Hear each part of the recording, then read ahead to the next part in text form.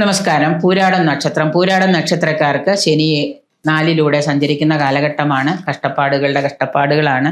എങ്കിലും നിങ്ങൾ ചെയ്യാൻ പറ്റുന്ന ചെറിയ ചെറിയ കൊച്ചു കൊച്ചു കാര്യങ്ങളാണ്. വലിയ ചെലവുകളൊന്നും ഇല്ലാത്ത കാര്യങ്ങളാണ് പൂരാടം നക്ഷത്രക്കാർ അറിഞ്ഞിരിക്കേണ്ടതായിട്ടുള്ള കാര്യങ്ങളും അനുഷ്ഠിക്കേണ്ട കാര്യങ്ങളുമാണ്. നിങ്ങളുടെ ജന്മ നക്ഷത്ര ദേവത അപസ്സാണ്. ജലം എന്നാണ് അതിനർത്ഥം പറയുന്നത്. അതിനാൽ ഓം ജലദേവതാഭ്യോ നമ, ഓം ജലദേവതാഭ്യോ നമ എന്ന മന്ത്രം പതിവായിട്ട് ചൊല്ലുക. ഓം ജല ദേവതാഭ്യോ നമ എന്ന് ചൊല്ലാം.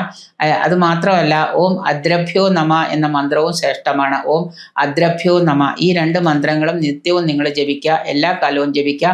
ലൈഫ് ലോങ് നിങ്ങൾ ജപിച്ചോളാം. ധനുക്കൂറിൽപ്പെട്ട നക്ഷത്രമായതുകൊണ്ട് വ്യാഴത്തെ പതിവായിട്ട് ഭജിക്കുന്നത് നന്നായിരിക്കും. ഓം ഭ്രം ബൃഹസ്പതിയെ നമ എന്ന മന്ത്രവും നിങ്ങൾ എല്ലാ ദിവസവും 108 ജപിക്കുന്നത് നിങ്ങൾ പൂരാട നക്ഷത്രക്കാർക്ക് നിങ്ങളുടെ ദോഷശമനത്തിന് നല്ലതാണ്. പൂരാട നക്ഷത്രത്തിന്റെ നാഥൻ എന്ന് പറയുന്നത് ശുക്രനാണ്. ഓം ശും ശുക്രായ നമ എന്ന് പതിവായിട്ട് ചൊല്ലുക. ഈ മന്ത്രങ്ങളൊക്കെ അങ്ങോട്ട് കാണാണ്ട് പഠിച്ചു വെച്ച് നിത്യവും അങ്ങ് ചൊല്ലിക്കൊള്ളുക. ഓം ശും ശുക്രായ നമ എന്ന് ചൊല്ലുക. ശുക്രന്റെ അധിഷ്ഠാന ദേവത എന്ന് പറയുന്നത് ലക്ഷ്മി, അന്നപൂർണേശ്വരി ഒക്കെയാണ്.